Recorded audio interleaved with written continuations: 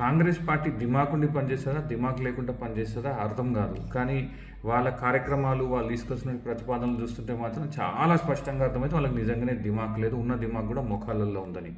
ఎందుకు ఇంత గట్టిగా చెప్పాల్సి వస్తుందంటే, గ్రామాలలో ఉన్నటువంటి రైతన్నలు, నిరుపేదలు, నిరక్షరాస్యులు, వాళ్ళకి ఇప్పుడు యూరియా కావాలి అంటే వాళ్ళు ఒక మొబైల్ ఫోన్ కొనుక్కొని, ఆ మొబైల్ ఫోన్లో ఇంటర్నెట్ వేసుకొని, వాళ్ళకు అప్లికేషన్, మొబైల్ అప్లికేషన్ వేసుకొని, ఆ మొబైల్ అప్లికేషన్లో నువ్వు నీ పాస్బుక్ డీటెయిల్స్ పెట్టి, పాస్బుక్ డీటెయిల్స్తో పాటు ఆధార్ కార్డ్ డేటా ఇచ్చి, ఆధార్ కార్డ్ డేటాతో పాటు నువ్వు ఎన్ని ఎకరాలలో ఏ పంట వేస్తున్నావో చెప్తే అంటే ఈ కాంగ్రెస్ మునగాళ్ళు వచ్చి ఇప్పుడు యూరియా సరఫరా చేస్తారంటే, ఒరే నాయన మీరు మొన్న దుకాణంలోకి వచ్చినారు, గవర్నమెంట్లోకి వచ్చినారు, మీకు తెలుస్తలేదు. లాస్ట్ 10 ఏళ్ళు కూడా అద్భుతంగా నడిచింది. ఈ మొబైల్ అప్లికేషన్లు, ఇంటర్నెట్లో స్టోరీ ఏమి లేదు, మంచిగా బాజాప్తా నడిచింది. నీకు చేతగాక ఏంటిదంటే ఏదో ఉంటారు చూసినావు, సామెత ఉంది కదా, ఆడలేక మధ్యలో కూడా అట్లాంటిది ఏదో. నీకు యూరియా ఇరా నాయన అంటే యూరియా ఇచ్చు చేతగాక నువ్వు మొబైల్ అప్లికేషన్ కొత్త కథ పెట్టినావు. అసలు నీకైనా సోయిందా రాష్ట్రంలో ఏమవుతుందో? మొన్న సెంట్రల్ గవర్నమెంట్ కూడా ఇట్లాగే తలతిక్క వ్యవహారం చేసి mobile application based Kisan app అనే ఒకటి తీసుకొచ్చి, పనికిమాలిన యాప్ తెచ్చి పత్తి రైతులు గోసగుచ్చుకున్నది.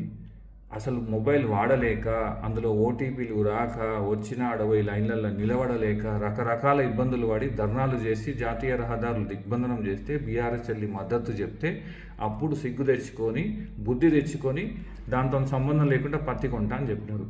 అరే మొన్నటికి మొన్న జరిగింది మర్చిపోయిన మీరు రాష్ట్రంలో పాలిస్తారా, నిద్రపోతారా? నాకు అర్థమవుతలేదు. ఇప్పటికైనా కానీ రైతన్నల యూరియా ఇవ్వడం చేత కాకపోతే మాతోని కాదు, మేము ఇవ్వలేమనేటువంటి ఒక మీ నిస్సహాయతను ఒప్పుకోండి. అంతేగాని ఈ మొబైల్ యాప్లు తెస్తాము, మొబైల్ యాప్లో నువ్వు డేటా ఇవ్వాలి, పిచ్చి పిచ్చి నకరాలు చేయకూరి. ఇప్పటికే రైతన్నలు మీ మీద ఎంత కోపంగా ఉన్నారో పంచాయతీరాజ్ ఎన్నికలలో క్లియర్గా అర్థమవుతుంది.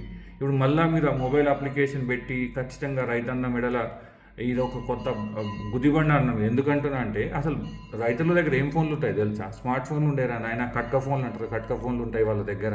ఇప్పుడు మళ్ళీ నువ్వు ఏడ అప్లికేషన్ పెట్టాలి, ఆయన ఏడ తీసుకోవాలి, ఇదంతా ఎందుకు చేస్తున్నావు కూడా అందరికీ తెలుసు.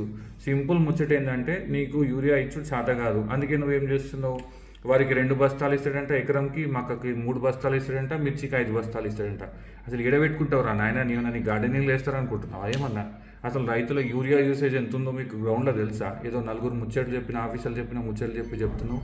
అందుకే ఇప్పటికైనా గుర్తుపెట్టుకో, రేవంత్ రెడ్డి అండ్ ఆయన మంత్రులు, ముఖ్యంగా వ్యవసాయ శాఖ మంత్రి, తలకాయ లేని పనులు చేయకూరి, రైతన్నలను ఇబ్బంది పెట్టకూరి. యూరియాని బాజాప్తా సరిపోయినంత స్టాక్స్ పెట్టి వాళ్ళ ఇంటికాన్ని డెలివరీ చేసేటువంటి ప్రయత్నం చేయండి.